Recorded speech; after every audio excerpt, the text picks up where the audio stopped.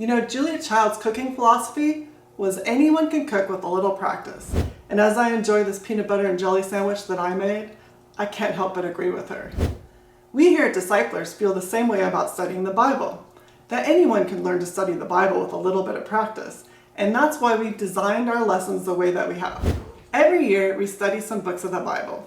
Each week, you'll have a lesson to take home with questions for you. These questions will deal with some verses during the week and help guide you as you study God's Word, thus showing you that anyone can study the Bible.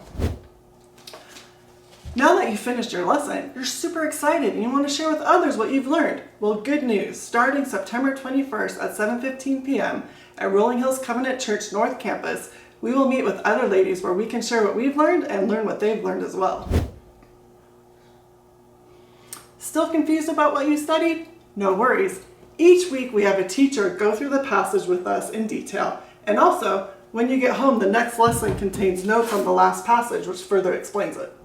Do you want to study the Bible too? Well, come join us this fall in Disciplers, where we're going to study First and Second Peter, First and Second Thessalonians, Jude, and selected Psalms.